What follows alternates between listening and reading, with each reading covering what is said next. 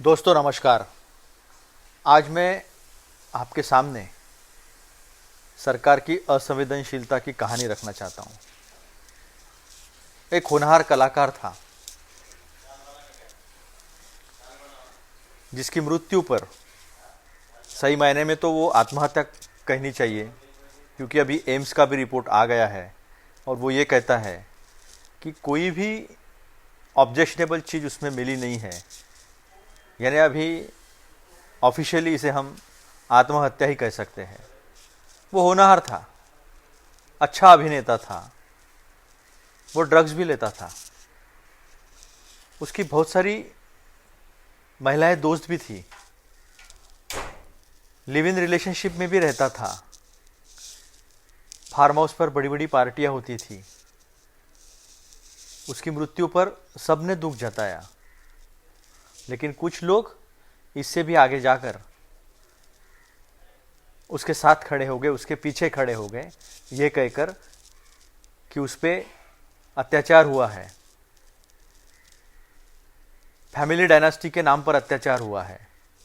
वो किसी बड़े बाप का बेटा नहीं था, किसी बड़े कलाकार का बेटा नहीं था, इसलिए उसे डिप्रेशन में डाला गया, उसके करियर को चोट पहुंचाई गई और यह सिलसिला कहां से कहां तक चला गया आपने देखा होगा।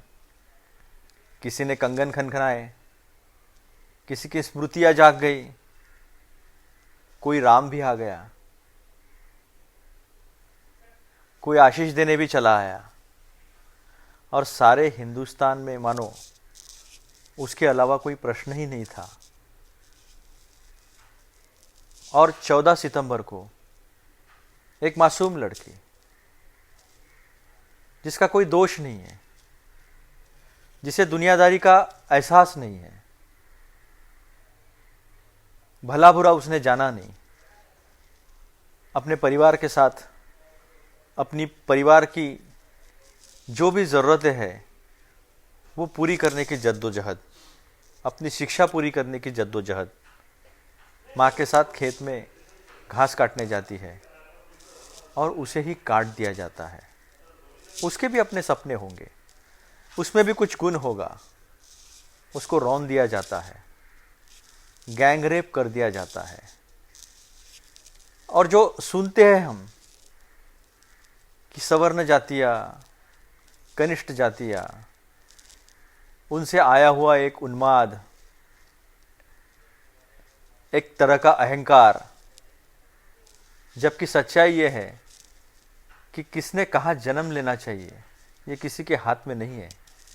फिर भी किसी बड़ी जाति में, ऊंची जाति में जन्म लेने का मतलब हमें दूसरों की ज़िंदगी पे रूल करने का अधिकार मिल जाता है। इस तरह की घिनौनी मानसिकता। लेकिन आज किसी का कंगन नहीं खनका,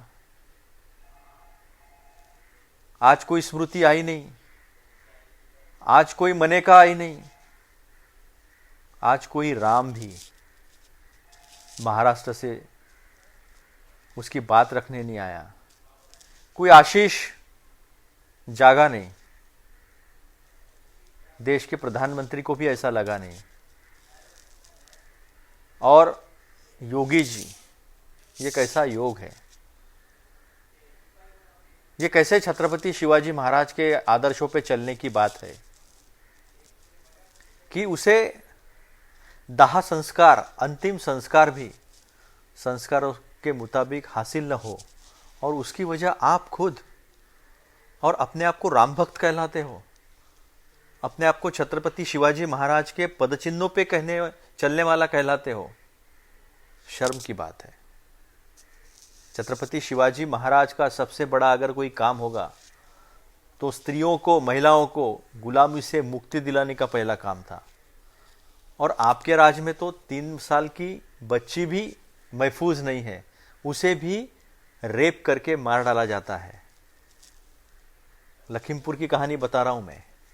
वहां से चलकर आए दिन रोज महिलाओं पे गैंग रेप, इस तरह के अत्याचार और घिनौनी हरकत, और उसमें जब खुद राम का नाम लेने वाले, छत्रपति शिवाजी महाराज का नाम लेने वाले लोग, इनके हाथ अगर गंदे होते होंगे तो इन मासूम बच्चों ने इन मासूम जिंदगियों ने किसके सामने देखना चाहिए?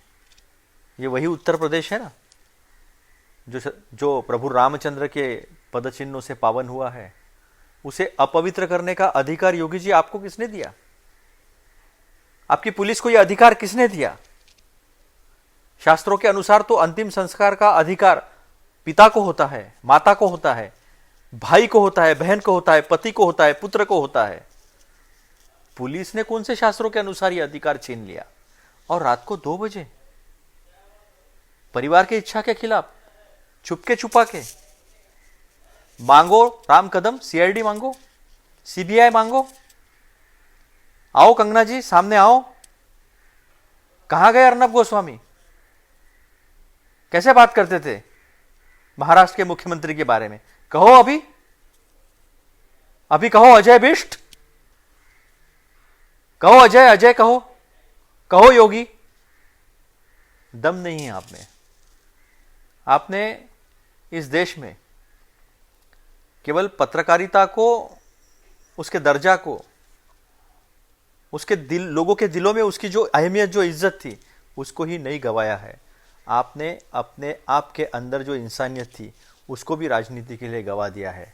और इसीलिए आपने सुशांत सिंह के मृत्यु पर जितनी राजनीति की, उससे गंदी, उससे घिनौनी, उससे नीच राजनीति जो है वो आज एक मासूम बच्ची के इस तरह के हत्या, निर्मम हत्या पे आप लोग कर रहे हो। चेहरा नहीं रहा आपको कोई हक नहीं रहा।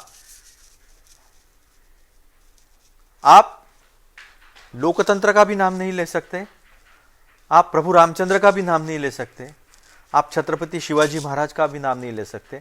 हाँ, आप नाम ले सकते हो सिर्फ नरेंद्र मोदी जी का, इस देश के प्रधानमंत्री जी का, आदरणीय प्रधानमंत्री जी का, क्योंकि उनका और इस देश के गृह मंत्री अमित शाह जी का, उनका भी नाम इसी तरह के घिनौनी हरकत, राजनीति के लिए घिनौनी हरकत, धर्म के नाम पे राजनीति, जात के नाम पे राजनीति, लोगों को, निचली जाति के लोग हो या अल्पसंख्यक समुदाय के लोग हो, उन्हें अपने पैरों की नोक पे रखने की राजनीति, उन्हें दबाने की, उन्हें कुचल कर राजनीति करने का जो आपका मंसूबा है, जो आपका असली चेहरा है, आज इस मासूम बच्ची के हत्या से, उसके निर्मम रेप से, आखिरी हक भी उसको हासिल न होना, इस सब के लिए कारण अगर कोई होगा तो वो आप हो। और इसके लिए आपको कभी कोई माफ नहीं करेगा। कहां गए ये सब लोग? ये आदर्शों की बात करने वाले कहां गए ये सब लोग? सुबह से शाम तक टीवी पर आकर चिल्लाने वाले कहां गए ये सब लोग? ये उस बच्चे की आत्मा आपको पूछती होगी, अरे कम से कम न्याय तो करो। संविधान की तो धज्जियां उड़ा दी, लेकिन प्रभु रामचंद्र के न्याय को तो मानो, छत्रपति शिवाजी महाराज के न्याय को तो मानो, वरना इसके बाद उनका कभी नाम मत लेना। आपको वैसे अधिकार भी नहीं। बस।